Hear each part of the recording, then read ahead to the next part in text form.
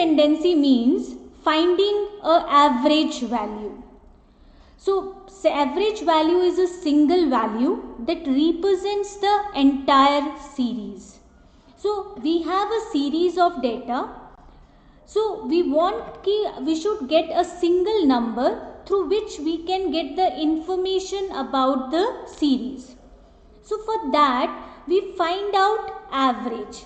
So we say, what is average? Average is a single value from entire series that represents the series, that has all the characteristics of the series.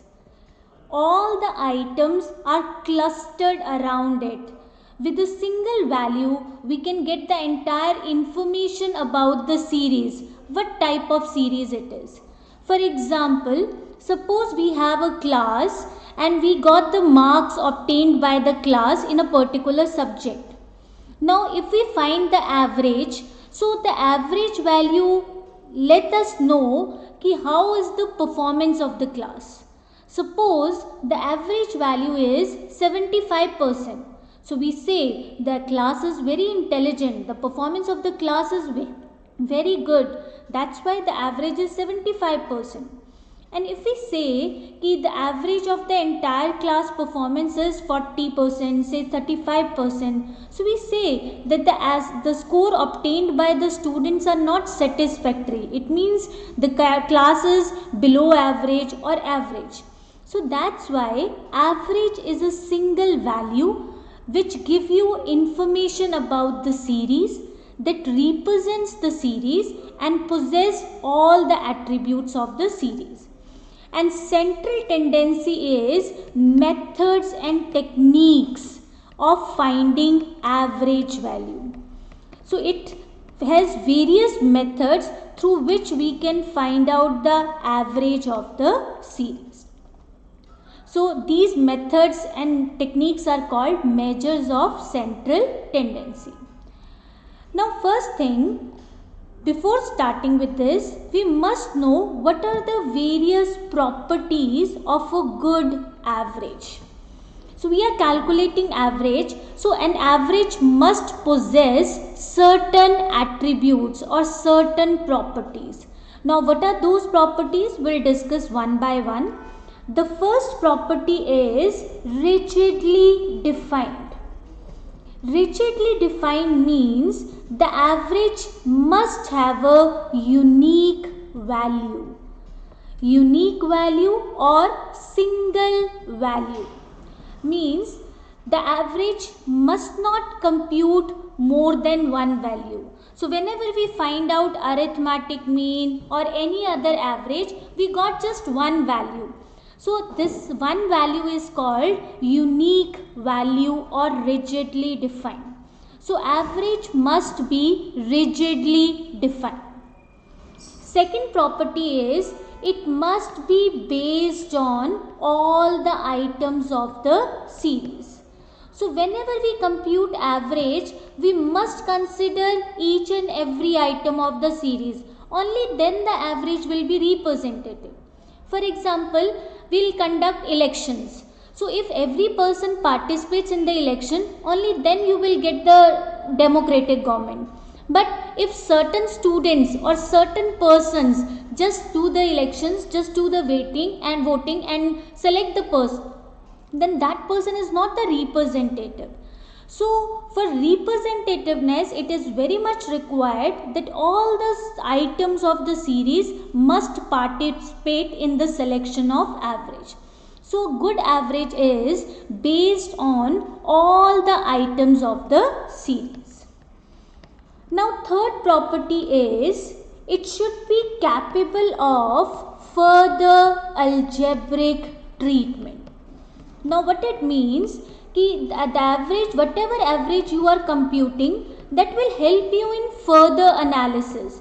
Now what do you mean by further analysis? That if you are computing correlation, if you are computing regression, you are computing probability, or you are computing standard deviation, that average must support you, must participate in calculation in further analysis. So a good average is which is capable of further algebraic treatment.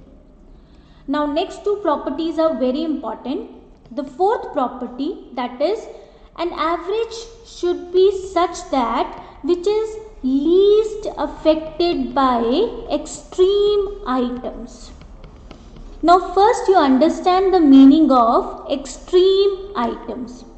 Extreme item means the range items, the smallest one and the largest one. That is called extreme items. Now the property says कि suppose in the series if the extreme items change. Now suppose I say I have the data 5, 9, 10, 19, 24, 16 and 11. So suppose I am computing average. I am calculating simple arithmetic mean or simple average. So what will be the average? This will be 75 divided by 5. This is 15. Now my extreme item is 5 and 24. Now suppose my extreme items change. Like say 5, 19 and 44. Now my largest item changes from 24 to 44. And another items remain the same. So now I am again computing the average. My average is now 95 divided by 5. It's 19. So the thing is this, the average must be approximate to each other. Like if I say 40 instead of 44, if I take 104. So in that case my average will be 155 divided by 5, that is 31. So there is a drastic change if my extreme items changes. So that means this arithmetic mean is not good in case of extreme items. So an average is good if it is least affected. Now least affected means there must be some change in the average, but that must be approximate. Like suppose my average is 15. So 15.5, 15.7, 16, 13, 14, it's allowed. But it won't drastically change from 15 to 31 or 15 to 20. So that is not good. So a good average must be least affected by extreme items. So it must have a least effect of extreme items. Now next property is least affected by sampling fluctuations. Now again there is a word sampling fluctuations. So first understand the meaning of sampling fluctuation. There are two terms. One is population and another is sample. So population is all the items that satisfy the criteria. Means all the items under consideration which satisfy the criteria, that is called population. Now suppose if I am going for a blood test, then the blood which is circulating in my entire body, that is called population. So now I want to conduct a blood test. So either I can prick the blood from my finger or I can obtain it from certain veins. So whatever the blood I am getting from vein or from pricking a needle on my finger, this is called sample. So sample is basically extracting the smallest unit from a population. So suppose I am conducting a survey on students who are appearing in CMA foundation. So all the students who are appearing in CMA foundation, they are population, whether they belongs to any of the state. Now I am conducting a survey, so my region is Chandigarh. So the means whatever the samples I am conducting from Chandigarh, but whatever the persons I am selecting from Chandigarh, this is called my sample. Now what do you mean by sampling fluctuation? Suppose this is my entire population. I have taken 5 samples of randomly out of the population. So the results of sample 1, sample 2, sample 3, sample 4, they should be approximate to each other. If the results are approximate, that means they are least affected by sampling fluctuation. But if the results vary, there is a huge difference between the results, then we say it is affected by sampling fluctuation. So average should be which is least affected by sampling fluctuation. It means whatever the samples you draw from the population, the results obtained by each sample should be approximate to each other. This is called least affected by sampling fluctuation. Then last two properties, they are very simple. Ki average should be such that it is very simple to understand and easy to calculate. So these are the properties of a good average. You must have a knowledge about the properties because it will help you in solving different types of theoretical questions on various averages. Whatever the average you study, like arithmetic mean, geometric mean, harmonic mean, whenever you compare them, whenever you find out what are the various merits and demerits of average, these properties will help you. So you must have a knowledge about all the properties. So one by one you must learn all these properties. So after discussing the properties, the next thing is types of averages. So we have two types of averages. One is mathematical average and second is positional average. So mathematical averages are those which are mathematically computed, mathematically deduced. We compute it using certain formula. It has mathematical properties. Mathematical properties. It applies on quantitative or numerical data. It is based on all the items of the series. So all these are features of mathematical average. So means the average which is mathematically deduced based on certain formula which has mathematical properties, which applies on quantitative data and in which all the items participate, that is called mathematical average. And positional average is which is based on position of item in the series. Like in this, the magnitude doesn't matter, the position matter. So it is based on position of item in the series. If you are sitting on a you can say supreme position, then you will be considered as an average. So it is based on position of item in the series. So it applies on quantitative as well as qualitative data. You can compute it on numerical data like height, weight, marks, and qualitative data which is based on attributes like intelligence, your beauty, your knowledge. You can't quantify them, you just rank them. So that is called qualitative data. So it applies on quantitative as well as qualitative data. And the most important thing, positional averages, that is, it doesn't have any mathematical properties.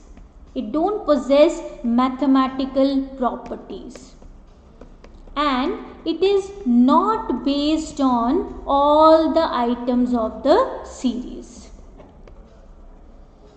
So this is called positional averages. So in mathematical averages, we'll discuss three averages. One is arithmetic mean, second is geometric mean, and third one is harmonic mean. And in positional averages, we take two averages. One is partitional averages and second is mode. Now, if we classify partitional averages, we have median, quartiles, deciles and percentiles. So this is basically the classification of averages, but are different types of averages. Now today we are starting our first average, that is arithmetic mean. the most ideal average. Whenever we say about average, compute the average, we simply compute arithmetic mean. So that is why it is considered as ideal average. So what is arithmetic mean? Arithmetic mean is sum of observations divided by number of observations. So that is the simplest definition of arithmetic mean, that is sum of observation means sum of items. Now suppose if I have a x series that comprises of x1, x2, x3 up to xn items. So how I will compute arithmetic mean? I'll add all the items of the series x1, x2, x3 up to xn and I divide it by number of items, that is n. This is called arithmetic mean, and arithmetic mean is denoted by symbol x bar. This is the symbolic name of arithmetic mean. Symbol of, you can say, arithmetic mean. So how we compute arithmetic mean? There are different methods of computing arithmetic mean, but first we'll understand what type of series we have. Because in different series we'll compute arithmetic mean by different methods. So basically we have three types of series. First, understand the meaning of series. What is series? That is arrangement of data or information. So whenever we say just write me down your marks, so we are writing down marks 71, 84, 69, 36. So if there is a limited data, we'll write it in the same way. But if we have huge quantity of data, then we'll organize them. So we'll organize them into series. So we have three types of series: individual series, discrete series and continuous series. Individual series in which we list out observations. Whatever the observations are there, we simply list out the observations in any order, that is called individual series. So suppose I am getting marks. So there are 5 or 10 or 20 students and I am asking them what are your marks in maths. So you are saying 64, 76, 84, 90, 46. What is this? This is called individual series. So we use individual series when we have limited amount of data, very limited amount of data, then we use individual series. Then we have discrete series. In discrete series, we write down items as well as frequency of items.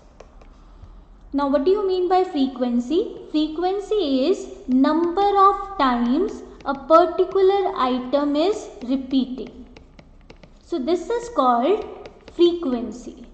So when we say item as well as frequency, this is called discrete series. So that means we have sufficient quantity of data, and second thing, the data must be repetitive. Same items are repeating again and again. Then we classify them into discrete series. Like we say we have a mark 67 and 4 students are there who got 67. 73, 2 students are there who got 73 marks. 84, 4 students are there who got 84 marks. Then 46, 8 students are there who got 46 marks. This is called discrete series. So discrete series we generally use when items are repetitive and we have a huge quantity of data, then we classify them in items as well as frequency. Now third one is continuous series. In continuous series we have class interval and frequency. Now in continuous, we generally classify the data in continuous series when we have large quantity of data and it is not repetitive in nature. It's very close to each other but it's not repetitive. So if we classify them into intervals, like we say 0 to 10, 10 to 20, 20 to 30, 30 to 40, 40 to 50. This is your class intervals. And then we classify the data, how many students got marks between 0 to 10. We count them and we write down. Suppose 5 students are there who get marks between 0 to 10. 9 students are there who get marks between 10 to 20. 6 students are there who get marks between 20 to 30. 8 students are there who get marks between 30 to 40. And 12 students are there who got marks between 40 to 50. This is called continuous series. So these are the different types of series: individual, discrete and continuous. Now in case of continuous series, we have various types of series. You must have a knowledge about that. Continuous series can be classified as inclusive series, exclusive series,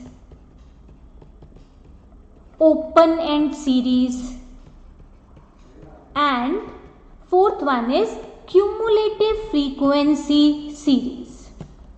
So there are different type of continuous series. Now what is inclusive series? If upper limit is not included in the class. For example, you have been given 0 to 9, 10 to 19, 20 to 29. Now in this case, upper limit 9 is included in the class. So this is called inclusive series. Exclusive series, when upper limit is not included in the class. That means we have been given 0 to 10, 10 to 20, 20 to 30. Now in this case, items till 9.99 is included in first class, but 10 is included in the second class. So if we have item 10, we won't take it into 0 to 10, we take it into 10 to 20. So upper limit is not included in the class. This is called exclusive series in class. Open-end series means when lower limit of first class or upper limit of last class or both are missing. For example, if I say below 10, now below 10 means 0 to 10, minus 20 to 10, minus 100 to 10. So we don't know about the lower limit of first class. And then we say above 50. So above 50 means it may be 50 to 60, 50 to 90, 50 to 100. So these type of series is called open-end series. Next we have cumulative frequency series. Cumulative frequency series is in the form of sum of frequencies. When we list out frequency in terms of in their sum, this is called cumulative frequency series. There are two type of CF series. One is less than series and another is more than series. Now I'll take an example to simplify this. Now suppose my class is 0 to 10, 10 to 20, 20 to 30, 30 to 40 and 40 to 50. And my frequency is 5, 8, 9, 7, 10. Now this is my series. Now I want to convert it into less than series. Whenever you compute less than series, you have to take upper limit. Upper limit is used in case of less than series. So we'll say less than 10, less than 20, less than 30, less than 40, less than 50. This is my less than series. Now I have to find out the frequency. So less than 10 means 0 to 10. So 0 to 10 comprises of 5 items only. But when I say less than 20, that means 0 to 20.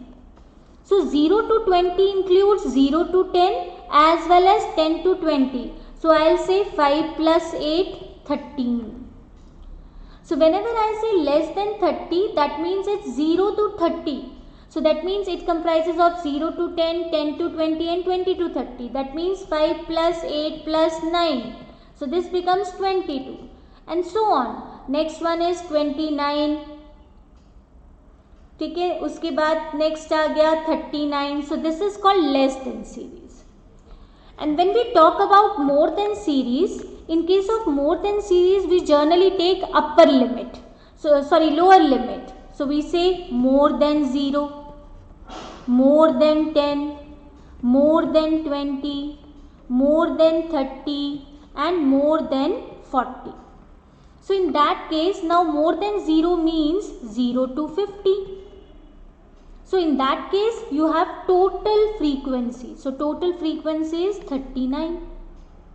Whenever we say more than 10, that means 10 to 50. So we have to subtract out of 39 the frequency of 0 to 10, that is 5. So answer is 34. So when I say more than 20, that means 20 to 50. So in that case, I have to subtract out of 39 the frequency of 0 to 10 as well as the frequency of 10 to 20. So this will be 8, we subtracted 8, that is 26. 30 means 30 to 50, so subtract 7 from this will be 19. And more than 40, that means 40 to 50. So this becomes more than 40, that is 19 minus 10. 39 minus 4, 34, 34 minus 8, 26, 26 minus 9, 26 minus 9, that is 17, 17 minus 7, 10. So this will be your answer. I hope it's clear. So these are the different types of series. Now we have to calculate arithmetic mean in all these different types of series. So we have different methods of computing arithmetic mean. So there are 3 methods. One is direct method, second is shortcut method, and third one is step deviation method. So there are 3 methods of computing arithmetic mean. So now we are taking each method separately and will learn the formulas of each method in different types of series. So first one is direct method, and we have individual series, discrete series and continuous series. So in direct method, individual series, we have just items. So mean is summation x upon n. That means sum of items divided by number of items. If we have discrete series in which we have been given item as well as frequency, so formula for arithmetic mean is summation fx upon summation f. Sum of product of items at their frequency divided by sum of frequency. And if we have continuous series, then arithmetic mean is equal to summation fm upon summation f. Here n is number of items, f is sum of frequency, and m is mid value of class interval. Mid value of class, that is m is equal to lower limit plus upper limit divided by 2. So now we will find out this direct method, how we can apply on different series of the, we'll find out the direct method. Now this is your first series, this is individual series. We have to apply direct method on this series. So we just let you know what is the formula for direct method in individual series, that is summation x upon n. So you have to find out sum of items. So you must have a calculator in your hand. Just add all the items. So if we add all the items, your answer is, this is 224. And how many items we have? We have 8 items. So sum is 224 and number of items are 8. So we'll say 8 2s are 16, 8 8s are 64. So mean is 28. So this is the formula for direct method in case of individual series, summation x upon n. Now let's move to discrete series. In this, these marks are x and number of student is frequency. Now we have to compute average of this series. Now this is discrete series. So formula for discrete series is summation fx upon summation f. So first we have to compute fx. So multiply item with the frequency. So this is 50, 40, 90, 320, 200 and 180. So next thing you have to find out the sum. The sum is, this is 880 and total frequency is 25. So mean is 880 upon 25. So we have the answer is 35.2. So if you have a calculator, you can easily solve it. Just use the calculator, divide 880 by 25 and then you get the answer, that is 35.2. This is our discrete series. Now third we have continuous series. Now in this case we have class intervals and frequency. This is the continuous series. So first thing you have to find out the mid value, that is n. This is lower limit plus upper limit divided by 2. So that is 20 plus 25 upon 2. This is called 22.5, 27.5, 32.5, 37.5, 42.5, 47.5 and 52.5. Now next thing is you have to find out Fm. Always write down the formula. So formula is summation Fm upon summation F. This will help you in identifying the next step. So that means we have to multiply frequency with the mid value. So this is our frequency and this is the mid value. So just multiply them. So this is 225, 12 into 27.5. I am taking the help of calculator. So this is 27.5 into 12. So this is 330. Then this will be 260. 32.5 into 8, that is 260. Then 37.5 into 20. This is 750. 42.5 into 11. This is 467.5. Then 47.5 into 4. So your answer is 190. And then we have 622.5. So please, if there is any calculation mistake, just ignore it. It's 262. So this is 262.5. So now we have to add them. So let's add it.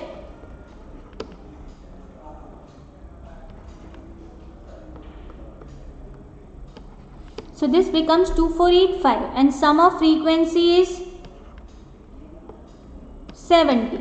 So our mean is 2485 divided by 70. So 2485 divided by 70. This is your 35.5.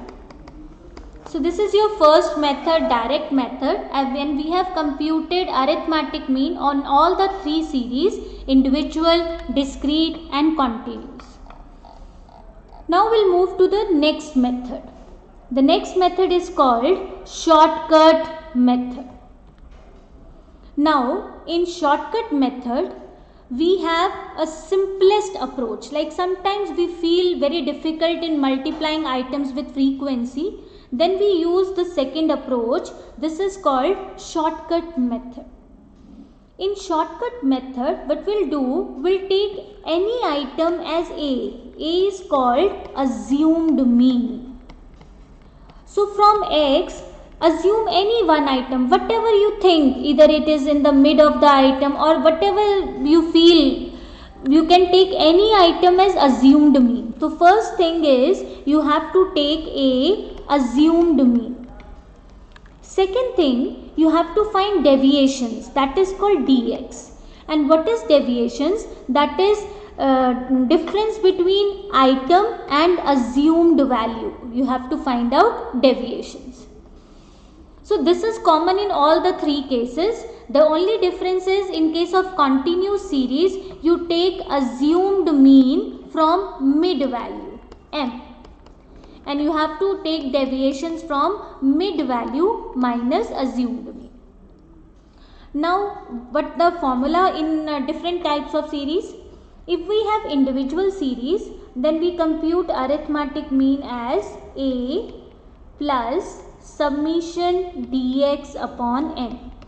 So A is assumed mean, dx is deviation of items from their assumed mean. So arithmetic mean plus sum of deviation of items divided by number of items. This is the case of individual series.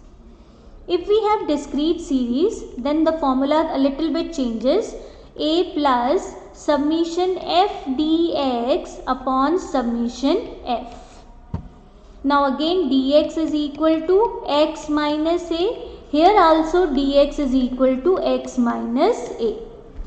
Now in third case, again continuous series, the formula is completely same as of discrete series. The only difference is we compute deviations from mid value minus assumed mean. Otherwise there is no change in the formula. So now let's calculate all the three questions with this shortcut method. So let's start. This is our first series. Now we are applying shortcut method. So in shortcut method, the first thing is take any one item as assumed mean. So you can take any item. Suppose I took 30. This is my assumed mean. So second thing is I have to find out dx is equal to x minus 30. So this is minus 15, minus 12, minus 14, 15, 2, then 10, 0, minus 2. So now my formula is A plus summation dx upon n. So assumed mean is 30 plus. Now summation dx I have to find out. This 15 cancel. This 12, 10 or 2 cancel. Then we have minus 14 and minus 2, that means it's minus 16. So 30 plus minus 16 upon number of items will be 8. So this is 30 minus 2, 28. So again one thing very important, whatever the method you choose, it all depends upon you. There will be no change in the answer. Answer remains the same. So this is what we have applied shortcut method on individual series. Now next we apply shortcut method on discrete series. Now again we have to select any one item as assumed mean. Suppose in this case I have taken 40 as assumed mean. So now the next step is you have to find out deviations from 40. So this will be minus 30, minus 20, minus 10, 0, 10 and 20. This is deviations from assumed mean.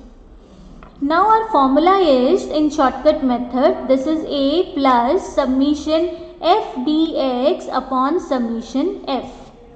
So A is 40. Now we have to find out f dx.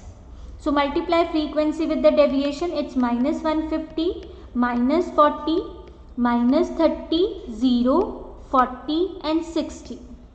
So this will be 90 minus 30, 120. So 40 minus 120 upon 25. So this is 40 minus 4.5. 8.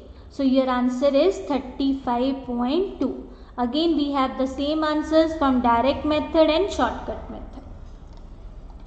Now we apply this formula on continuous series. We have computed mid value. We have already computed the mid value. Now I have to select assumed mean. We generally select the middle item as assumed mean. So suppose this is my assumed mean. So now I have to find out deviations from assumed mean. So this will be minus 15, minus 10, minus 5, 0, 5, 10, 15.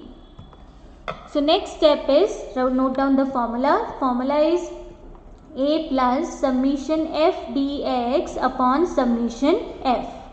So next thing is we have to find out f dx. So multiply frequency with the deviations.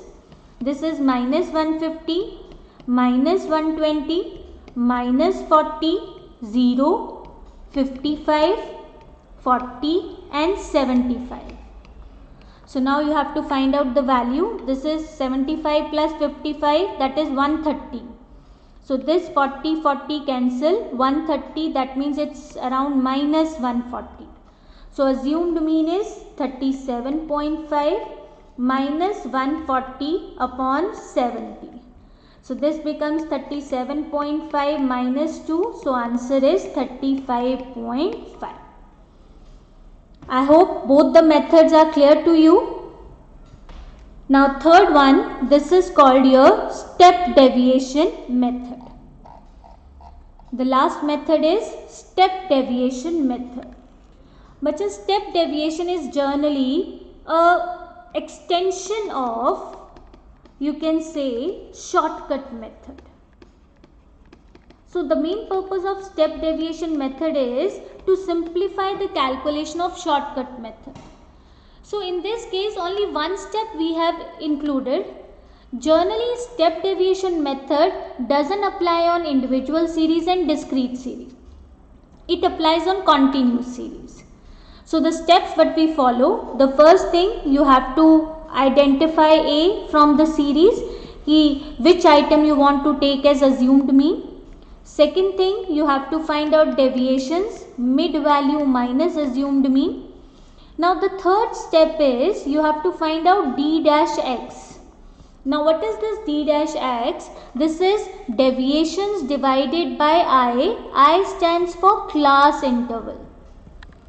So whatever your class interval is, you have to divide the deviations by the class interval. So now our formula is A plus summation f d dash x upon summation f into I. The interval which we have divided earlier, now we have to multiply it. This is the formula for step deviation method, and it generally applies on continuous series or the series in which there is a common interval, means all the items are divided by a common factor. Only in that case we apply step deviation. Like we have done a question of continuous series, we have this question. So now we apply, like suppose we'll take another example. So we have this one. So in this case we have assumed mean 37.5. We have computed dx. Now the step is dx is equal to d dash x is equal to dx upon I. Now what is this? This is class interval, the difference between lower limit and upper limit. So our I is 5. So we divide the dx by I. So this becomes minus 3, minus 2, minus 1, 0, 1, 2, 3. So now our calculations are more simplified. Instead of multiplying with minus 15, minus 10, we have a simplified item, one digit item, minus 3, minus 2. Now you have to multiply frequency with d dash x. So we multiplied minus 30, minus 24, minus 8, 0, 11, 8 and 15. So this becomes 8 and 8 cancel, 11 and 15, that is 26. So 24, so this will be 28. So now formula is mean is equal to A plus summation f d dash x upon summation f into I. So assumed mean is 37.5 minus 28 upon 70 into 5. Again bacha, this becomes 14. 14 2s are 28. So answer is 35.5. The most important thing is whatever the method you follow, answer remains the same. There will be no change in answer by changing the method. Either you apply direct method, shortcut method, step deviation method, your answer remains the same. So this is how we computed arithmetic mean in different series by using different formulas. Now there are certain special type of series. I have discussed you the various types of continuous series. So we'll try to find out arithmetic mean in different series. Now I have already explained you this series is inclusive series because the upper limit is included in the class. When upper limit of first class and lower limit of second class is not same, that means this is called inclusive series. So you must keep it in your mind. You will never solve question in case of inclusive series. You have to convert it into exclusive series in which upper limit is excluded. So how we can convert inclusive into exclusive? It's just a small step and you can convert inclusive into exclusive. How we can compute it? Lower limit of second class minus upper limit of first class divided by 2. This is your correction factor. So lower limit of second class is 11, upper limit of first class is 10 upon 2. So your correction factor is 0.5. Now what you have to do, just subtract the correction factor from lower limit and add correction factor into upper limit. So 6 में से if we subtract 0.5, this becomes 5.5 to 10.5, 10.5 to 15.5, 15.5 to 20.5, 20.5 to 25.5 and 25.5 to 30.5. Now this is my exclusive class interval. Now I can easily solve arithmetic mean. You will decide whichever method you want to perform. Like suppose this is my x. So first I'll compute mid value. Mid value is 8. Then this is 26. 15 plus 10, 25, 26. So 26 means 13, 18, 23 and 28. So I am using direct method, FM, frequency multiplied by mid value. This is 160, 390, 900, this is 920 and this is 280. Now sum of this is 8 to 10, 19, 6, 25, 3, 6, 9, 15, 24, 26 and sum of frequency is 150. So my mean is 2650 divided by 150. So this is 2650 divided by 150. So answer is 17.67. This is called inclusive class interval. So now the next question. This is less than series. Less than cumulative frequency series. So whenever you have to find out arithmetic mean, you have to convert this less than cumulative frequency series into normal series. So how we can compute? I have told you in case of less than series, we have upper limit. So that means my first class interval will be 0 to 5, 5 to 10, 10 to 15, 15 to 20, 20 to 25 and 25 to 30. This is my x. And now I have to find out frequency. This means less than 5 means 0 to 5. So that means this is the same. But when I say less than 10, that means it's 0 to 10.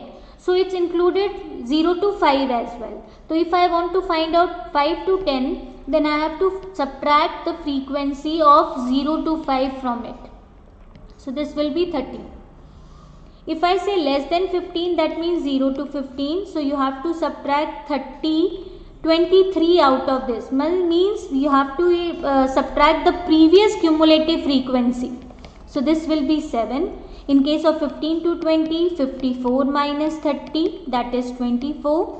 69 minus 54, that is 15. And 80 minus 69, that is 11. So now you can solve it. Fx, first mid value.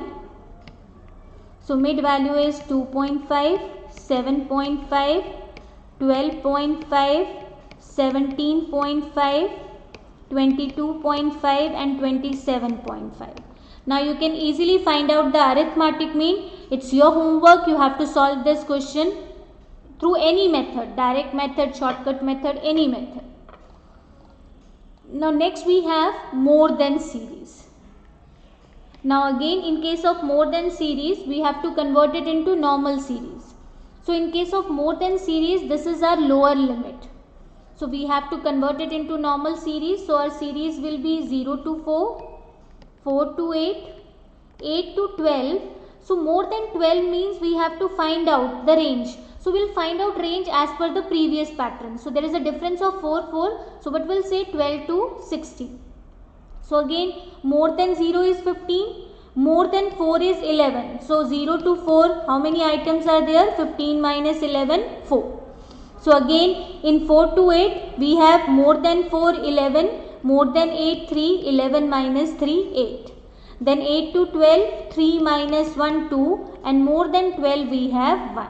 So now this is our x and this is our frequency. Now we can easily find out the arithmetic mean. So I hope you all came to know how to find out arithmetic mean in different types of series. Now next we have questions of missing frequency. Means there is any item whose frequency is missing. But whenever we have the case of missing frequency, then definitely we will be given arithmetic mean.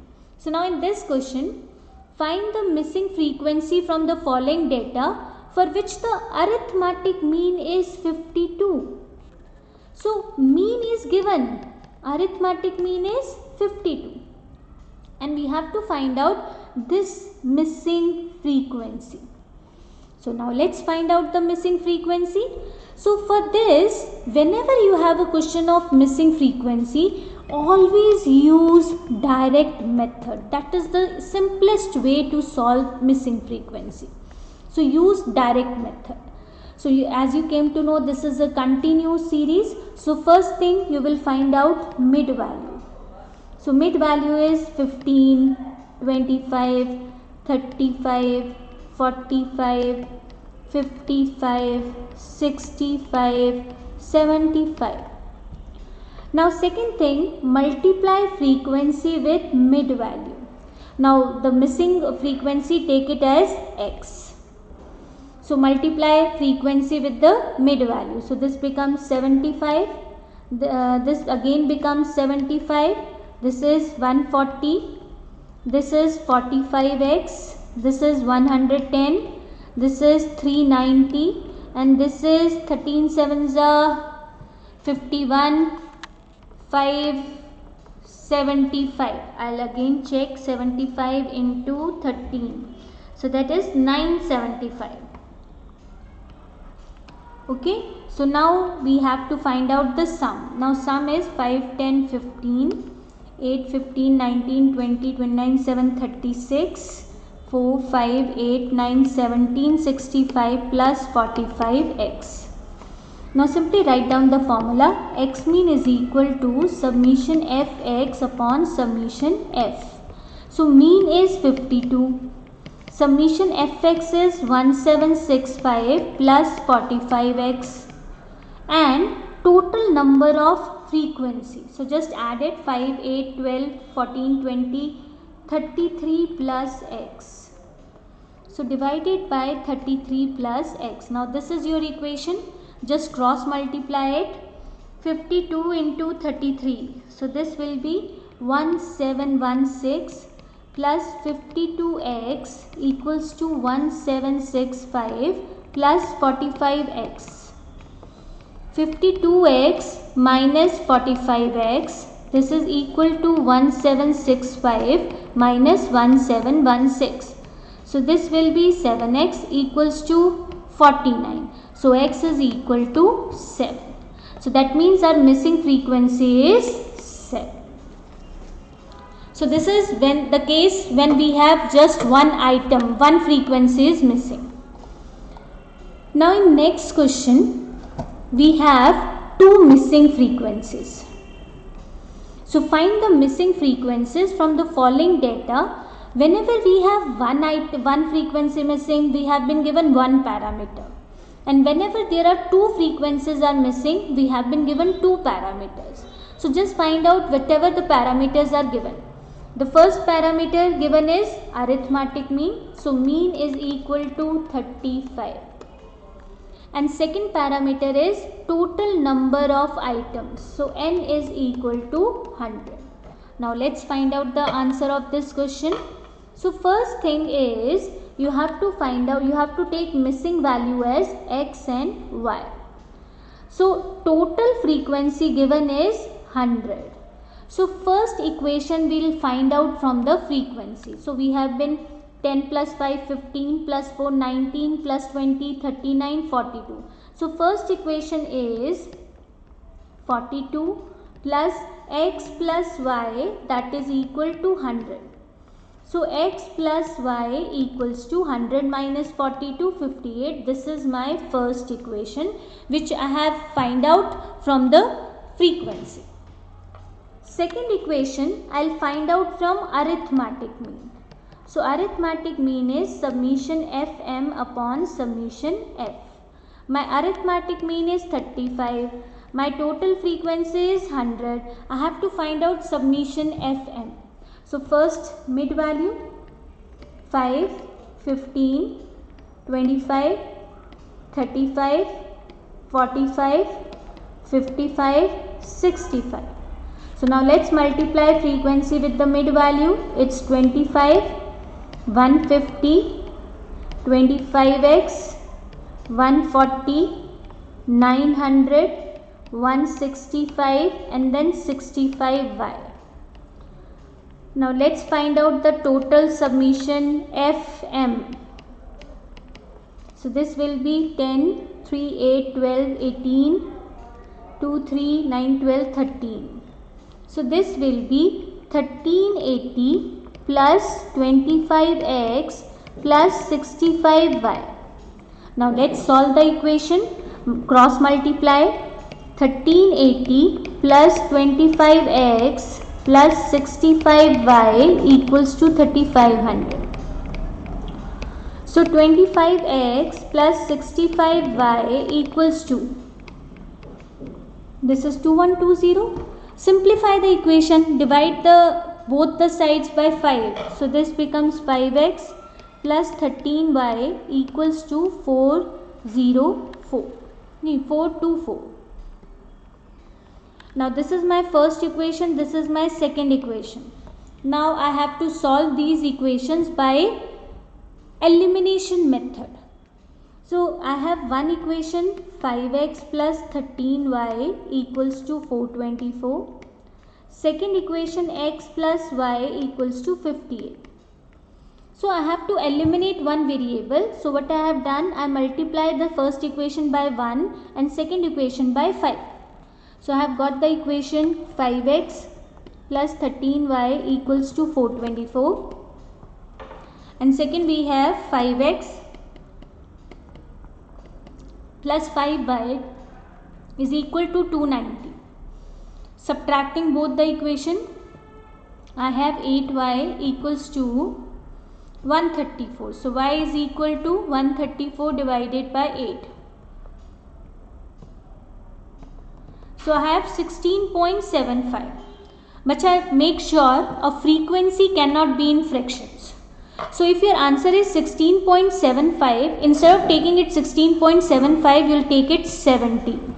So the value of y is 17, and we can easily find out x because x plus y equals to 58. So if y is 17, x is equal to 58 minus 17, that is equal to 41. So this is the case how we can compute missing frequency of one or more than one items. So next question, it's a very good question, and generally this is the question which is usually asked in the papers.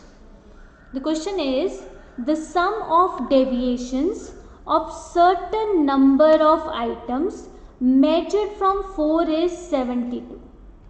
Now please understand the wording of the question. The sum of deviations. Deviations I have told you, that is dx. What is dx? That is either from x minus a or m minus a, whatever the case. So what they say, the sum of deviation means summation dx. Certain number of items, that means n is missing, measured from 4. Now what it means measured from 4, that means your assumed mean is 4. That means if you take deviations from 4, then sum of deviation is 72, and sum of deviations of items from 7. And if I take deviations from 7, then sum is minus 3. So this is my two equations. First equation says sum of deviation from 4 is 72, and second equation says sum of deviation from 7 is minus 3. Now you have to find out number of items as well as their arithmetic mean. So bacha, in this case the series is same. Number of items all are same. That means arithmetic mean computed either from 4 or 7. That means same. So suppose I am taking deviations from this. So my arithmetic mean is a plus summation dx upon n. So in this case assumed mean is 4 and deviation of items 72 upon n. And in this case my arithmetic mean is a is 7 and summation dx is minus 3 upon n. Because the series is same, that means the arithmetic mean computed from different assumed mean, that is also same. So we'll just put both the arithmetic mean equal to each other, because both series are same. So that means 72 upon n plus 3 upon n, that is equal to 7 minus 4. So 75 upon n, that is equal to 3.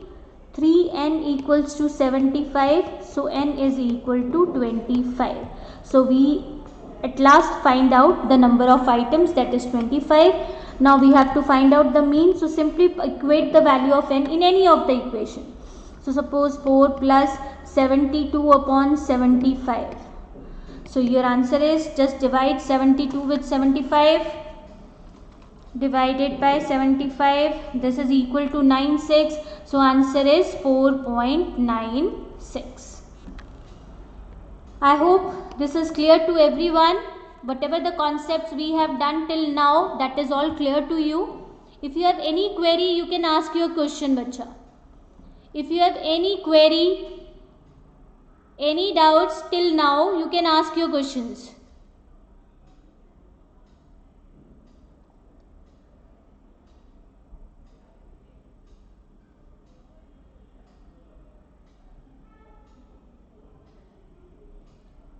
It seems that you don't have any query, so we'll resume our class and we'll continue with the other topics. So let's continue with other topics. So the next topic is combined arithmetic mean. Now what it says, combined arithmetic mean. Now suppose we have two series, series 1 and series 2. These are two different series. We have been given number of items of the series. Now suppose series 1 has n1 items and series 2 has n2 items. We have been given arithmetic mean of both the series. So arithmetic mean is, for series 1 this is mean 1 and for series 2 this is mean 2. Now what we want to do, we want to find out the combined mean of both the series. I don't want to do the same thing, means but first I will mix the items of both the series, then I will compute the sum of the series and then I will divide it by total number of items. No, you don't need to do that.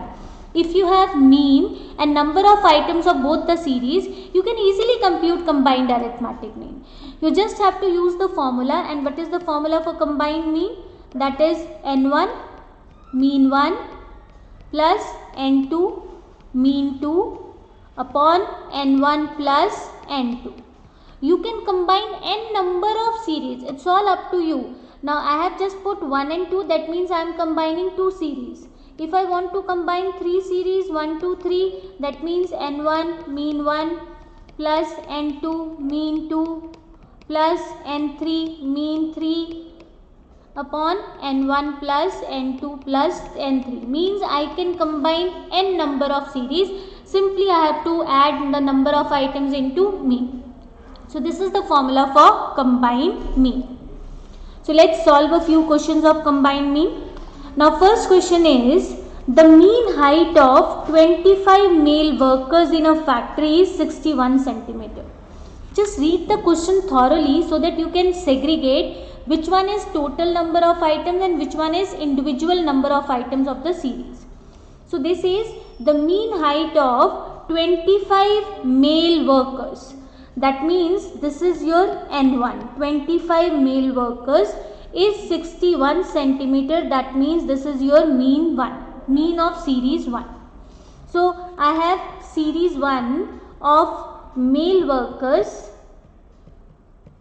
whose number of students is 25 and whose arithmetic mean is 61. Now second is mean height of 35 female workers, means the second series is of female workers.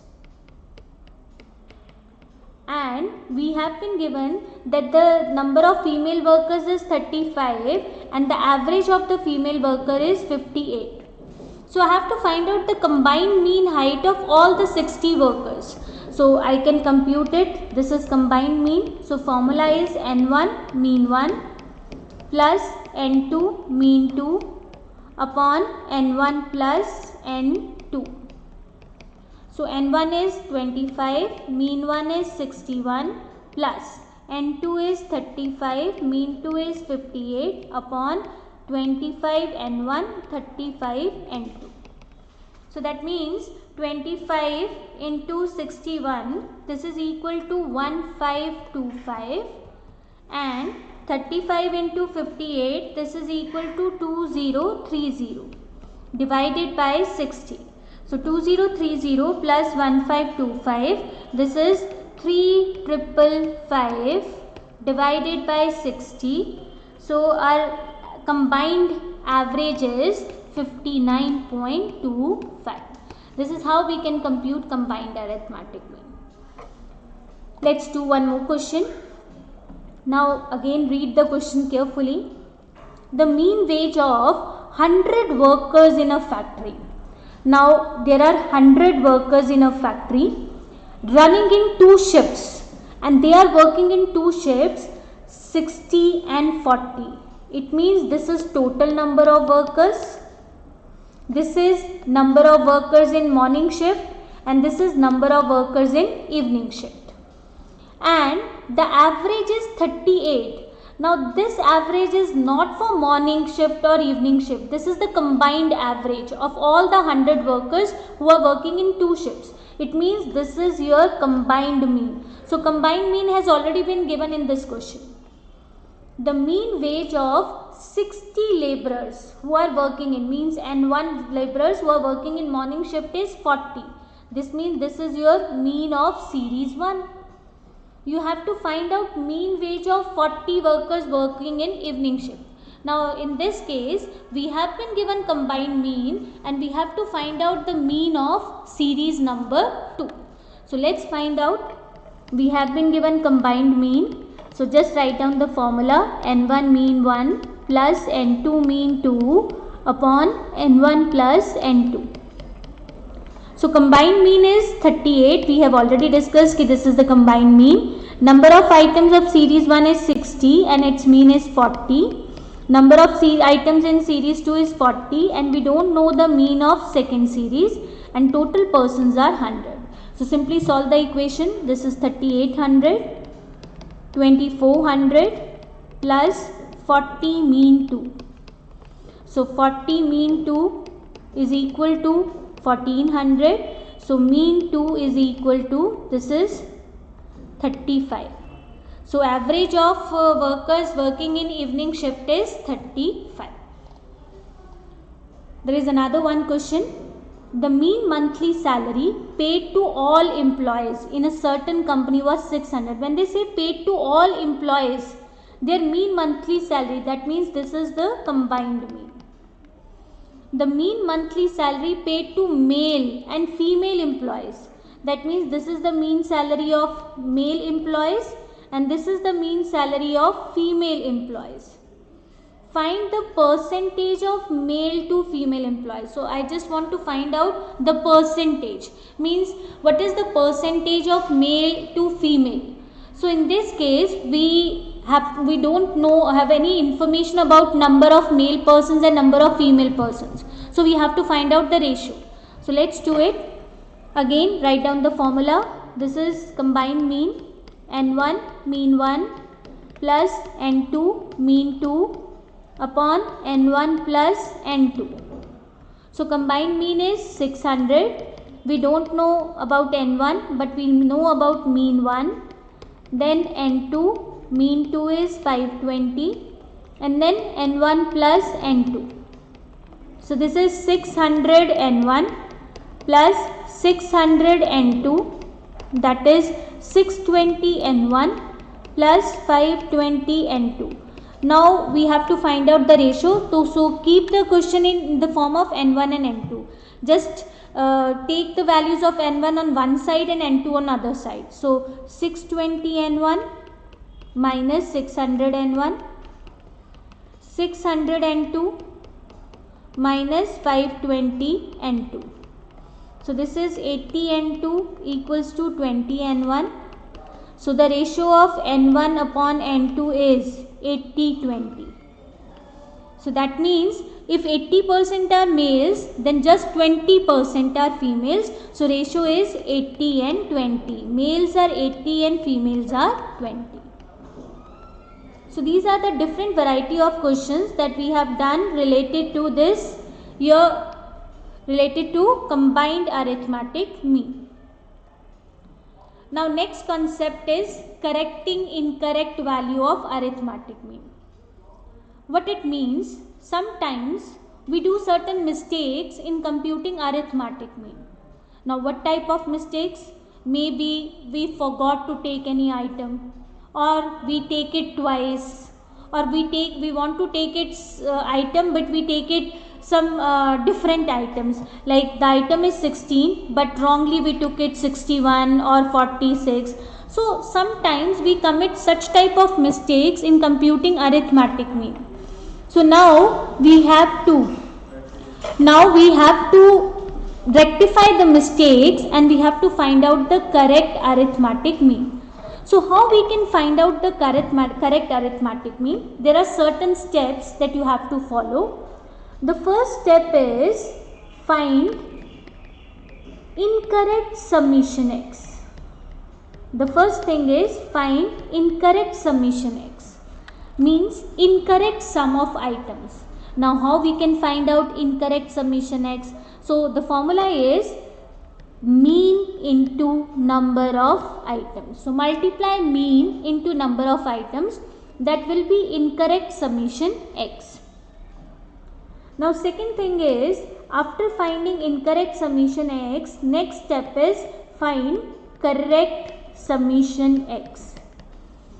So to find out correct summation x, what you have to do, subtract incorrect item from incorrect summation x and add correct item into incorrect summation x. Means you have to rectify your mistake. So whatever the items you have taken wrongly, just subtract it, and the actual item you have to add it so that you can find out correct summation x. So now we have found out the correct summation x. We have to find out correct mean. So the formula for correct mean is, this is correct summation x upon number of items. So these are the 3 steps you have to follow to find out correct mean in case of mistake.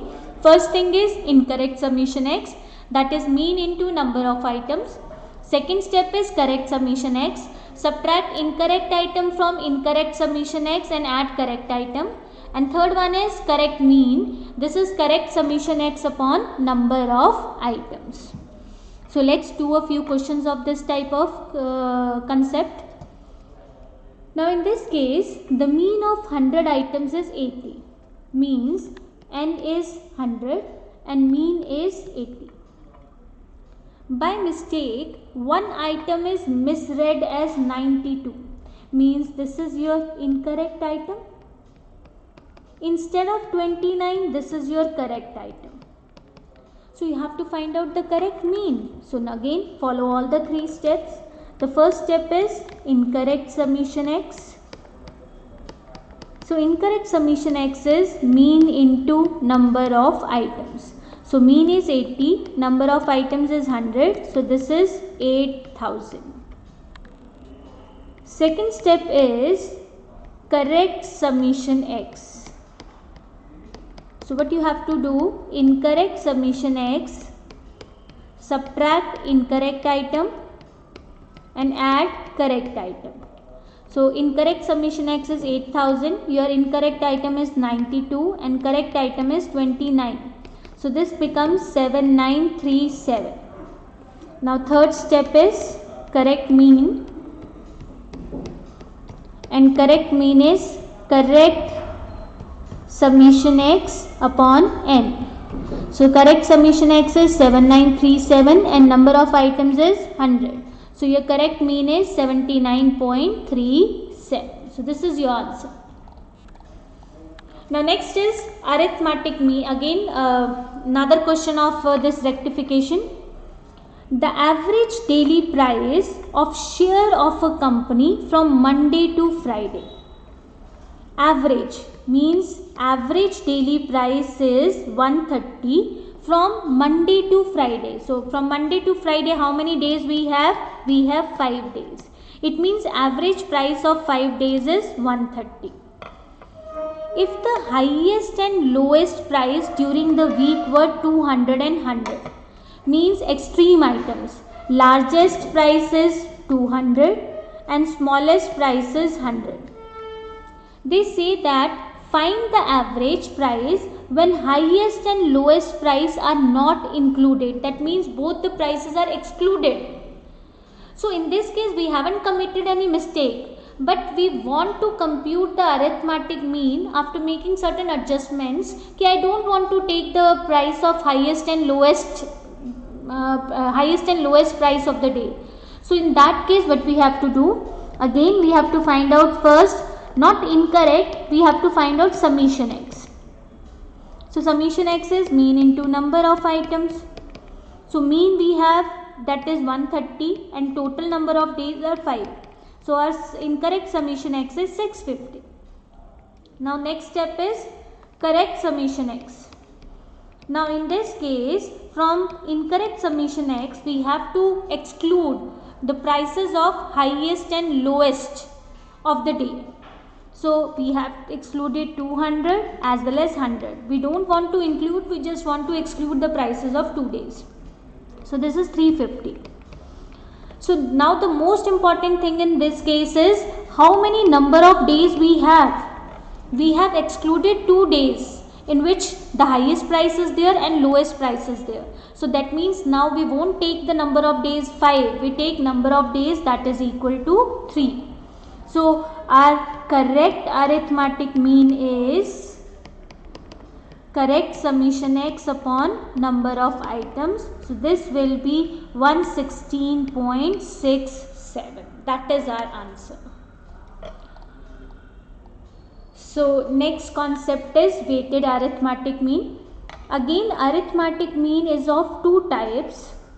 One is simple arithmetic mean and second is weighted arithmetic mean. So we have two types of arithmetic mean. One is simple arithmetic mean, another is weighted arithmetic mean. So we have to understand the situations when we have to compute simple arithmetic mean and the case when we have to compute weighted arithmetic mean. If all the items have same priority, same importance, means all the items are seen with equally, there is no difference there is no biasness, then we say we will compute simple arithmetic mean.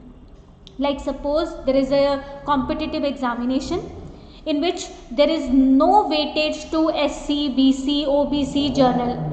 Every person of any category, all are treated equally and equal chances of selection are given to them. In that case, we compute simple arithmetic mean. But if there is any competitive exam in which there is a weightage given to SC candidate, like suppose for journal category qualifying percentages suppose 60% and for SC it's 40%, for OBC it's 50%, for defense it is 55%, means every category has given different weightage based on their importance. So in that case, we are not looking them equally, we are giving weightage. So there is a biasness. So in that case, we compute weighted arithmetic mean. So when each item has different weightage, each item has different weightage based on their importance. In that case, we compute weighted arithmetic mean. And formula for weighted arithmetic mean is, to signify that it is a weighted arithmetic mean, we put W as its index number. So, formula is summation Wx upon summation W. So, in this case, this is item is X and weights is W. So, we have to find out Wx. So Wx is 162, 228, 444, then 7 8s are 56, 7 5s are 35, 40, 210. So this is the value, just add it. 1961 and sum of weights is, so our weighted arithmetic mean is summation Wx upon summation W. So this is 1961 upon 28. So we divided 1961 with 28. This is 70 point something. So I am again saying, if there is any mistake in calculation, please ignore. Thank you. So this is weighted arithmetic mean. So whatever the practical concepts are there, we have already discussed all the practical concepts of arithmetic mean. Now next most important thing is properties of arithmetic mean. What are the various different properties of arithmetic mean? So let's discuss it one by one. So the first property number 1, what is that? Algebraic sum of deviations of given set of observations taken from mean. So first property says sum of deviations taken from mean is always equal to 0. Now what it means? When we talk about deviations, we generally say we take deviations from assumed mean. But in this case, they have specifically said that deviations are taken from actual mean. So they say if we take the deviations from actual mean, then sum of deviations taken from actual mean, it is always equal to 0. Let's prove it. Now suppose we have been given series x 5 7, this is the series. Now the sum is 25. So our arithmetic mean is 25 divided by 5, that is 5. Now our question is sum of deviations taken from mean.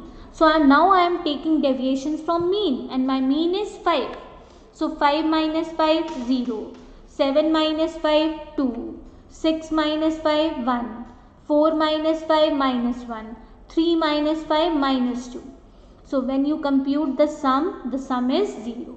So this is a very important property. Just keep it in your mind that sum of deviations taken from actual mean is always equal to 0. Now second property says sum of square of deviations. Sum of square of deviations taken from mean is always minimum. Now please understand this line. Sum of square of deviations taken from mean. Again we have taken the deviations from mean, but now we are talking about square. So first we took deviations from arithmetic mean, then we find out the square and then sum. So sum of square of deviations taken from mean is always minimum from sum of square of deviations taken from any assumed mean. Now again prove it. We have just find out the deviations from arithmetic mean and sum of deviations is 0. We have find out. Now second thing is square of deviations from mean. So this is 0, 4, 1, 1, 4. So this is equal to 10. Now we compute deviations from any assumed mean. Say we computed from 7. So first we compute deviations from 7. This is minus 2, 0, minus 1, minus 3, minus 4. Then we find out the square. Now square is 4, 0, 1, 9, 16. So this becomes 30. Again this is more than that. Next thing, let's compute the deviations from 4. So we computed deviations from 4. 5 minus 4 1, 7 minus 4 3, 6 minus 4 2, 4 minus 4 0, minus 1. Again take square 1, 9, 4, 0, 1.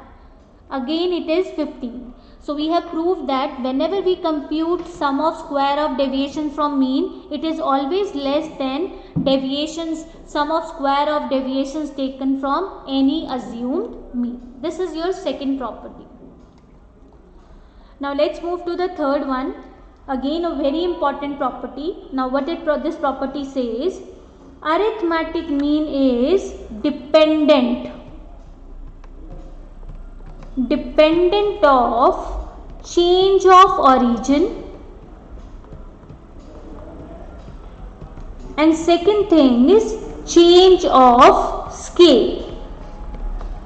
So we have two concepts, one is change of origin, another is change of scale. First understand the meaning of these two terms, what is change of origin and what is change of scale. So change of origin means adding or subtracting constant. If we add or subtract any constant from each and every item of the series, this is called change of origin. And what is scale? That is multiplying or dividing a constant. Multiplying or dividing a constant in every item of the series. So arithmetic mean is dependent of change of origin and dependent of change of scale. That means if we add a constant in every item of the series, then arithmetic mean is also increased by the same amount. If we subtract it, arithmetic mean decreased by the same amount. If we multiply it, arithmetic mean also multiplied by the same amount. And we divide it, arithmetic mean also divided by the same amount. Now let's explain it with example. Suppose we have been given series 10, 20, 30, 40, 50. So the total is 150. Our arithmetic mean is 30. Now what I have done, I have added 10 in each and every item of the series. So this becomes 20, 30, 40, 50, 60. So my total will be 200. So mean will be 40. So mean is also increased by 10. Now suppose I have subtracted 10 from every item of the series. So this becomes 0, 10, 20, 30, 40. So now the total is 100. So mean is 20. So mean is subtracted by the same amount, that is 10. Now suppose I have multiplied it with 2. So this becomes 20, 40, 60, 80, 100. So now my sum is 300. So 300 divided by 5, that is 60. That means my arithmetic mean is also multiplied by 2. And if I divide it by 10, this means 1, 2, 3, 4, 5. So this will be 15. My arithmetic mean becomes 3. So this is also divided by 3. So this is called change of origin and change of scale. So now the question is, what type of questions came on the basis of this property? So suppose you have been given कि y is equal to 4x minus 7. If x mean equals to 3, find y mean. So that means whatever the equation you have been given, just equate the value of mean in the above equation. That means y mean equals to 4x mean minus 7. We have to find out y mean.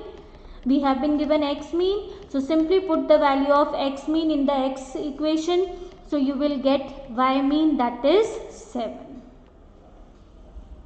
So whatever the equation has been given, equate y with y mean and x with x mean, and whichever value is given, just put the value and you will get the mean of another variable. So this is the property, arithmetic mean is dependent of change of origin and dependent of change of scale. So next one is combined arithmetic mean. I have already discussed it with you. If you have to find out the combined arithmetic mean, simply put the values in the following formula: n1 mean 1 plus n2 mean 2 upon n1 plus n2. There is one more property. If you have to find out sum of items, simply multiply mean with number of items. This is how you can find out the sum of items. And last one, if all the items of the series are equal, say we have k, k, k, k or 5, 5, 5, 5, then definitely the arithmetic mean of that series will also be 5, same. So these are the properties of arithmetic mean. Now next is merits. In statistics, you have mostly equal weightage. You have been asked practical questions as well as theoretical questions. So your theory must be very strong, and generally the theoretical questions are totally based on properties, merits and demerits. So the clarity of this concept is very much required. So we have discussed the properties of average. So on those properties we can easily figure out what are the merits of arithmetic mean and what are the demerits of arithmetic. So if I make a comparative chart of merits and demerits, so by listing out the property, I can find it out which one comes in merit and which one comes in demerit. Now our first property is rigidly defined. So that means average have a unique value. So when we find out arithmetic mean, we get just a single value. So that means arithmetic mean is rigidly defined. So this is your first merit, that is, it is rigidly defined. Our second property is it should be based on all the items of the series. And whenever we compute arithmetic mean, we consider each and every item. So this is the second merit. It is based on all the items of the series. Based on all items of series. Our third property is capable of further algebraic treatment. And arithmetic mean is the only average that can be used in further analysis like correlation, regression, standard deviation, skewness. So of course it is capable of further algebraic treatment. So it is capable of further algebraic treatment. Now next thing is least affected by sampling fluctuation or least affected by extreme items. I have told you when we have done 5, 7, 9.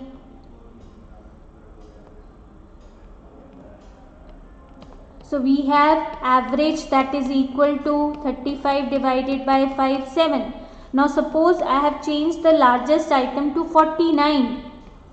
5, 7, 8, 6. So my average will be 75 divided by 5. It jumped to 15. So that means average arithmetic mean is affected by extreme items. So this is the demerit.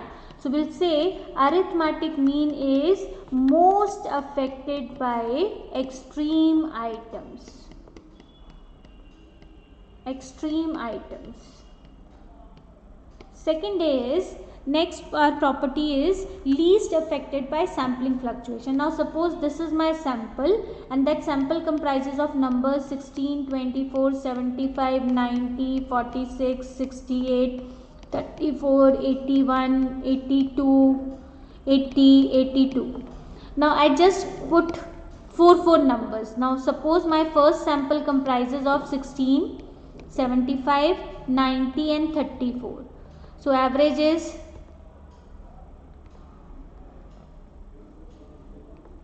divided by 4. This is 4 5s are 20, 4 3s are 12, 53.75. Now I took another sample. Suppose the sample comprises of 80, 82, 75, 90. So now this in this case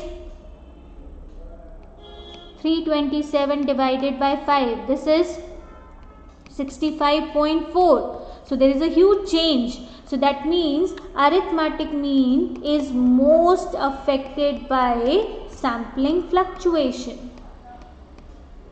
Arithmetic mean is most affected by sampling fluctuation. Then arithmetic mean is simple to understand and easy to calculate. Simple to understand and easy to calculate.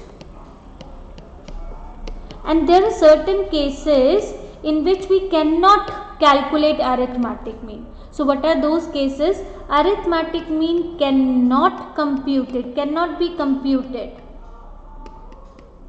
In which cases? If we have a qualitative data related to attributes, we can't compute arithmetic mean. If we have open-end series, the series in which lower limit of first class or upper limit of last class or both are missing, in that case we can't compute the arithmetic mean. In case of missing item or frequency, if any item is missing or frequency is missing, till the time we don't know the item or frequency, we cannot compute arithmetic mean. Next, we cannot compute it graphically. If we say कि we can compute arithmetic graphically, no, it's not possible. We cannot compute arithmetic mean graphically. So these are the various merits and demerits of arithmetic mean. So we have done our first average, that is arithmetic mean. Now let's move to another second average, second mathematical average, and that average is geometric mean. So geometric mean is basically we say nth root of product of n items. Nth root of product of n items. Now what it means, we can take the value of n. If n is 2, that means square root of product of 2 items. So we have 2 items. So what we have done, geometric mean is square root of product of 2 items. If we have 3 items, that means cube root of product of 3 items. If we have 5 items, that means fifth root of product of 5 items. So similarly, if we have n items, then geometric mean is nth root of product of n items. So this is basically the formula for geometric mean. So now the most problematic thing is how to find out third root, fourth root, fifth root. We can't compute the root. So in that case we took the help of logarithm. So that's why if we apply logarithm on this formula, so it becomes like, if I explain you how to derivate the formula. So we have been given geometric mean is equal to nth root of product of n items, taking log on both sides. We took log on both sides. So when we took log on both sides, this become log of geometric mean is equal to log of x1, x2 up to xn power 1 by n. Because the root always comes in as inverse power. So we have nth root, that's why the power of this function is 1 by n.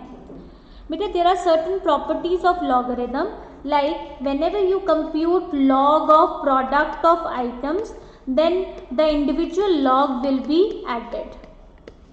So same thing we have done, log of geometric mean is equal to log of x1 plus log of x2 plus log of xn power 1 by n. There is another property, if we have a log of item who has a power, then power always came as product. So this becomes 1 by n log x. So this becomes log of geometric mean is equal to log of x1 plus log of x2 up to log of xn upon n. So now we have to cancel this log. For this we took the help of anti-log, because log and anti-log both are opposite to each other. So when we take anti-log on both sides, we have the formula, that is geometric mean is equal to anti-log of summation log x upon n. So this is how we have derived the formula. So these are the formulas. We have individual series, discrete series and continuous series. So if we have an individual series, then how we can find out geometric mean? So geometric mean is equal to anti-log of summation log x upon n. If we have discrete series, then our formula is anti-log of summation f log x upon summation f. And if we have continuous series, then geometric mean is equal to anti-log of summation f log m upon summation f. So these are the formulas of individual series, discrete series and continuous series. Now in this case, the most important thing is how to find out log. To find out log, you have to take the help of calculator. So if you have to find out log of any item, then how you can find out the log? First thing, press square root 19 times. Second, subtract 1. And third, multiply 27695. So this is the way you can find out the log. And if you want to find out anti-log always find out of a log item. So in case of anti-log, we follow the reverse process. Now what is the reverse process? First divide by 27695, then add 1 and then multiply equal to, press multiply equal to, this is both together 19 times, means you have to find out the square. So press multiply equal to 19 times, you will get n kilo. So let's do it, how we can find out. So suppose this is your geometric mean. So you have to find out geometric mean. So that means we have to first find out log x. So let's take a look how to find out log x. So I am showing you, like the first thing is 15 and we have to find out log of 15. So how we can find out log of 15 beta? So log of 15, first you have to start and you have to write 15 on your calculator. So you have written down 15. So after that you have to press square root 19 times. So I am pressing square root 19 times. So my square root is this, 1, 2, 3, 4, 5, 6, 7, 8, 9, 10, 11, 12, 13, 14, 15, 16, 17, 18 and 19. I have pressed square root 19 times. Now next thing is minus 1. Subtract 1 and then multiply 227695. Your answer will be 1.1761. So our value is 1.1761. Let's try to do this on this calculator. I'll check it out whether it is visible to you or not. Now suppose I'm sharing the calculator.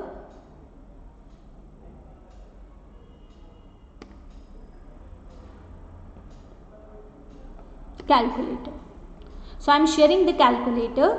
Now let's see, I have to find out the square root or log of 18. So what I am doing, I am pressing square root 19 times. 1, 2, 3, 4, 5, 6, 7, 8, 9, 10, 11, 12, 13, 14, 15, 16, 17, 18, 19. Then minus 1 into 227695. So this will be 1.2552. This becomes 1.2553. Now let's do it again. I have to find out log of 16. So 16, let's do it. 1, 2, 3, 4, 5, 6, 7, 8, 9, 10, 11, 12, 13, 14, 15, 16, 17, 18, 19. Minus 1 into 227695. So this will be 1.2041. Now let's take it 45. 1, 2, 3, 4, 5, 6, 7, 8, 9, 10, 11, 12, 13, 14, 15, 16, 17, 18, 19. Minus 1 into 227695. So this will be 1.6532. Next we have 32. 1, 2, 3, 4, 5, 6, 7, 8, 9, 10, 11, 12, 13, 14, 15, 16, 17, 18, 19. Minus 1 into 227695. So this is 1.5051. Then we have 40. 1, 2, 3, 4, 5, 6, 7, 8, 9, 10, 11, 12, 13, 14, 15, 16, 17, 18, 19. Minus 1 into 227695. So this will be 1.6021. then 30, 1, 2, 3, 4, 5, 6, 7, 8, 9, 10, 11, 12, 13, 14, 15, 16, 17, 18, 19. Minus 1 into 227695. So this will be 1.4771. And last we have 28. 1, 2, 3, 4, 5, 6, 7, 8, 9, 10, 11, 12, 13, 14, 15, 16, 17, 18, 19. Minus 1 into 227695. So this will be 1.4472. So we have done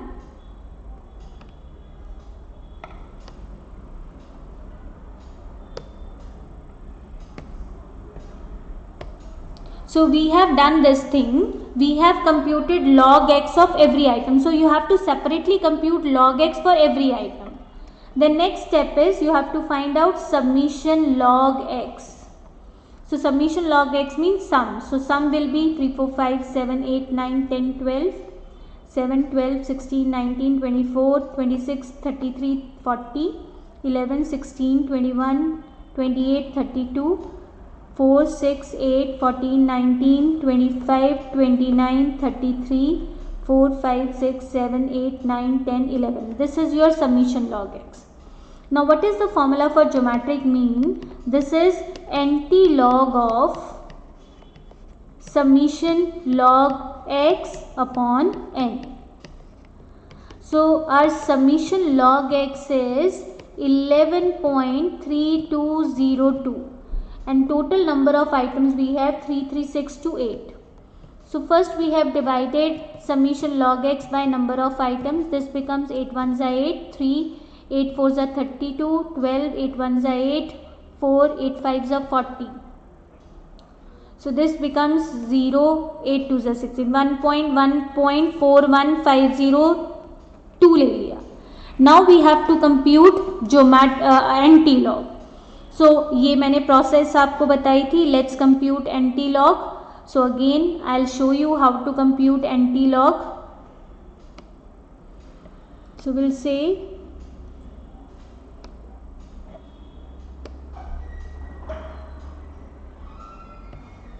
let's compute anti-log. We have to compute anti-log of 1.41502. So for that I have first written 1.41502.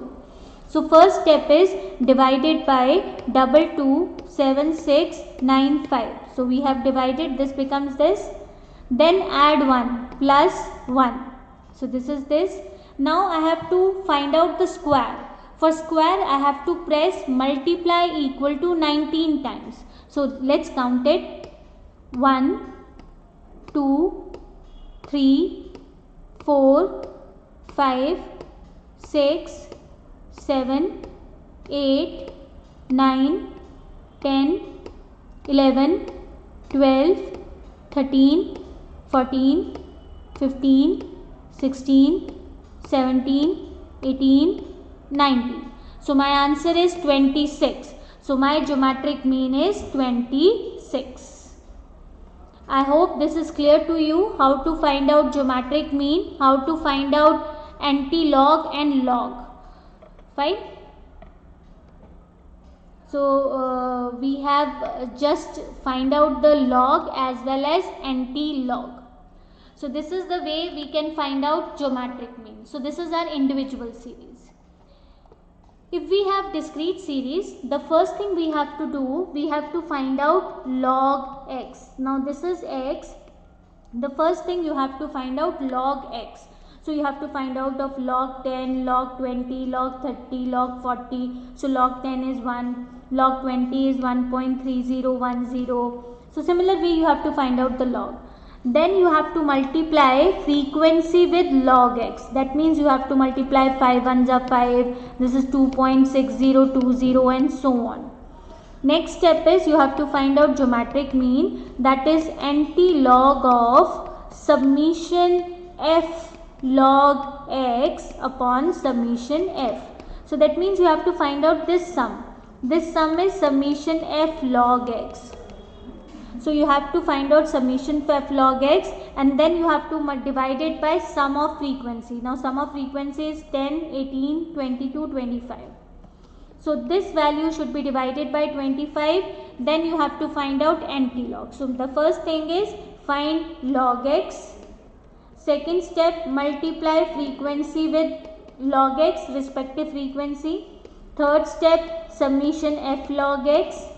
Fourth step, summation f log x, divide summation f log x with summation f. And fifth is find the anti-log of this division, f log x upon summation f. This is how you can compute the geometric mean of discrete series. Now third, we have continuous series. So in case of continuous series, first you have to find out mid value. So mid value is 22.5, 27.5, 32.5, 37.5, 42.5, 47.5 and 52.5.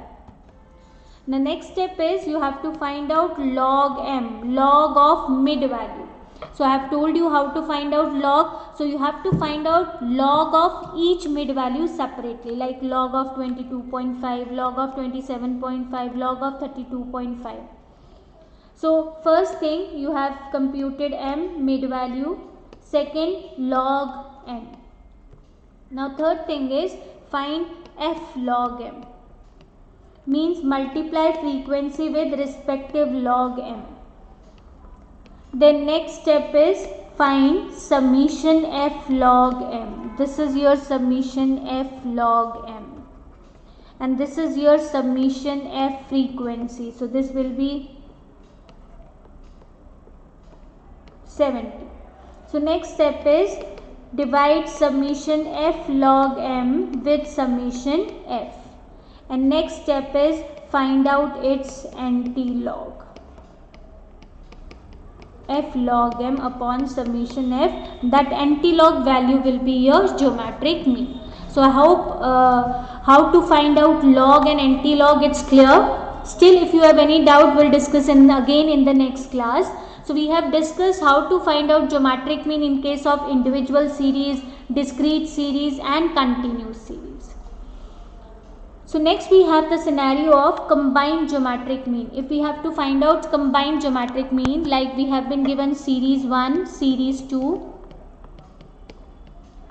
We have given the number of items of series 1 and series 2. This is n1 and n2. We have been given geometric mean of series 1 and series 2, and we want to find out the combined geometric mean. So the formula for combined geometric mean is anti-log of n1 log of geometric mean 1 plus n2 log of geometric mean 2 upon n1 plus n2.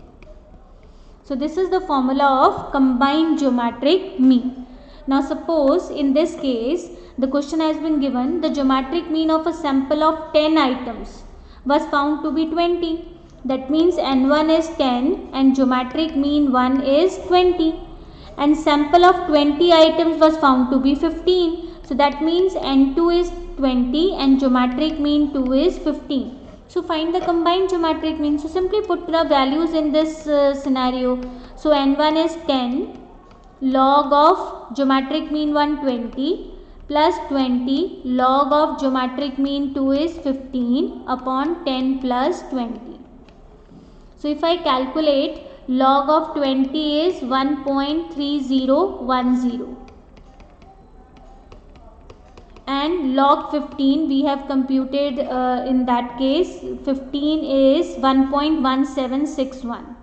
So 1.1761 upon 30. Simply calculate the value. So this becomes anti-log of 13.010 plus this is 23.522 upon 30. So simply compute its anti-log, you will get the answer. So this will be 36.532 upon 30. So anti-log of 1.21. So simply divide 36.532 divided by 30. So this becomes 1.21773. So if I find out its anti-log 1.21773, so this is first divided by 227695, then add 1, then multiply equal to 1, 2, 3, 4, 5, 6, 7, 8, 9, 10, 11, 12, 13, 14, 15, 16, 17, 18, 19. So this will be 16.51. This is the answer. This is how to find out combined geometric mean. And so this is the scenario. Last concept, if we have incorrect geometric mean. So if suppose we have committed certain mistakes in computing geometric mean, the first step is find out incorrect summation log x. How we can find out incorrect summation log x? That is n1 n into log of geometric mean. Second step, correct summation log x. So this is incorrect summation log x. Just subtract log of incorrect item and add log of correct item from incorrect summation log x. And now correct geometric mean, that is anti-log of correct summation log x upon n. So this is the way you can find out correct geometric mean. So in this case, the geometric mean of 10 observations was calculated at 16.2. It was later discovered that one of the observation was wrongly recorded as 12.9. In fact, it was 21.9. Apply the correction. So first we'll find out incorrect summation log x, that is 10 into log of 16.2. So log of 16.2 is 16.2 square root 1, 2, 3, 4, 5, 6, 7, 8, 9, 10, 11, 12, 13, 14, 15, 16, 17, 18, 19 minus 1 into 227695. So this will be 1.2095. 1.2095 into 10, this becomes 12.095. फिर इसमें हमने क्या करना है, 12.095 में से incorrect item, यानी कि आपकी इनकरेक्ट आइटम क्या थी, 12.9 का लॉग सब्ट्रैक्ट करना है और 21.9 का लॉग करेक्ट करना है. उसके बाद जो वैल्यू आएगी बेटा, उसको n से डिवाइड करके उसका एंटी लॉग निकाल लेना है. सो हमने आज ये इतना डिस्कस किया है. We have been left out the properties of geometric mean, that will discuss in the next class. So I hope you understood all the concepts of arithmetic mean as well as geometric mean. Still, if you have any doubts or query, please ask your doubts and queries. So anybody having any query?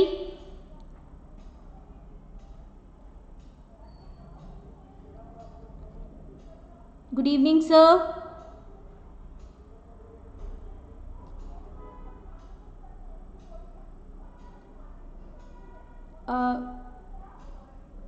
Excuse me, sir, anybody is there?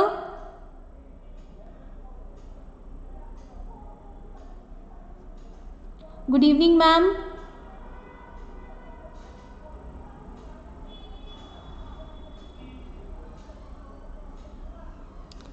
So that's all for today, bacha. We'll continue with the topic in the next class. So thank you very much. Thank you.